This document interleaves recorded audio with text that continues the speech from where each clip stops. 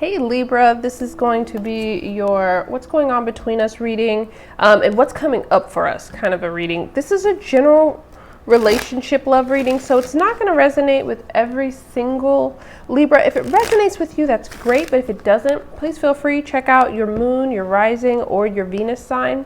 I'll leave a timestamp in the comment section below for when the reading actually begins, and we'll just speed through this part.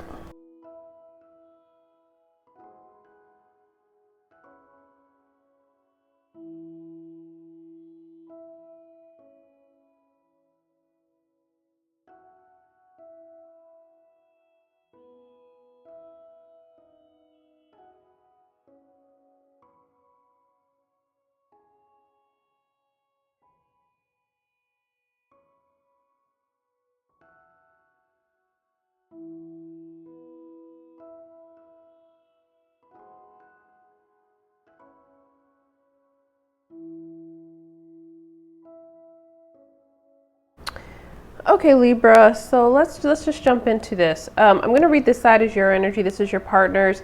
If you feel like the energy should be interchanged, please feel free to do that. Reverse the roles. Let's jump into this. Let's start with kind of the overall energy between the two of you. I've got the Queen of Pentacles. You could be dealing with a Capricorn, is the Queen of Pentacles. Could be any earth sign though. But for this to be the overall energy between the two of you, this is a very loving, nurturing energy, but it's an energy for me of, I think of the Queen of Pentacles as someone who is kind of pampered in the physical and is really concerned with what's going on and nurturing the physical universe within her and around her. I feel like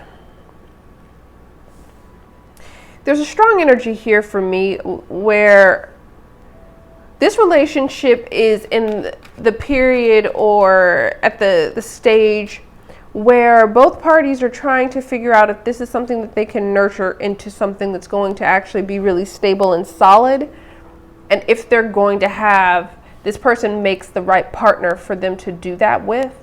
The Queen of Pentacles is kind of like, you know, the wife card because she embodies the emotional and the tangible. But I do feel like one of the great qualities about the Queen of Pentacles is she's all about self-care. She takes care of herself very well. I feel like there's an energy in this connection where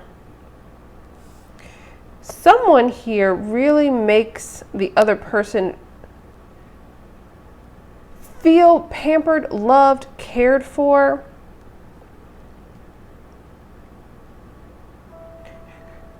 There's a strong desire here to nurture this into something that can be really, really stable. So let's see kind of what's going on here. On your side here, we've got the Fool and the Eight of Pentacles. You're coming across really strongly, Libra, with the energy of a willingness to take a risk and make this relationship work. I mean, that's a clear, direct energy here. I do feel like your approach to relationships is that you're an optimist when it comes to either this relationship or relationships in general. You feel like with work, relationships do require work, but with work, you feel like a relationship can be truly beneficial and solid between the two of you. And because of that, you're willing to take on some of the inherent risks that come with love and relationships. What's good though, Libra, is it feels like, especially with this card, I'm really kind of drawn to his little kind of knapsack kind of here. I feel like you've lightened your load. I feel like you've released a lot of baggage, if you had some, and you've lightened your load emotionally and spiritually. And I feel like you're at a stage where you're ready to try to put in the work and effort to make a relationship work. Almost as if you've kind of done the work and you've like refreshed yourself and you're back to the stage where you're at the beginning, where you are able to view relationships for what they are without seeing them through the lens of all of your past negative experiences. I feel like you've learned from them, you've carried the lessons that you need, but you're ready to kind of move forward and try to make something work with this person. Now, this person is a bit of a conundrum here because they're coming up as the Eight of Swords and the Death card, so they could be a Scorpio. They could also be a Gemini, because this is Gemini energy. So right now, the person that you're dealing with them coming up as the Eight of Swords first, they're not in the same place you are. You've released a lot of things. This person still is holding on to some things. It could be dealing with things that have happened between the two of you, or it could be holding on to some things mentally that have happened in past relationships. But they haven't slayed the mental dragon. You understand what I mean? They haven't, the emotional, the spiritual dragon, whatever it is. They are still kind of caught up in their own head and with their own issues. And I feel like it doesn't allow them to view the potential of this relationship in the same way that you do, because they're still kind of clouded by their past experiences, and they're still trying to mentally deal with that. And it's still something that lingers for them. Whether it's conscious or subconscious doesn't matter. It's still something that's lingering for them. And so this can be sometimes combined, for me, can feel like the potential to sabotage something, right?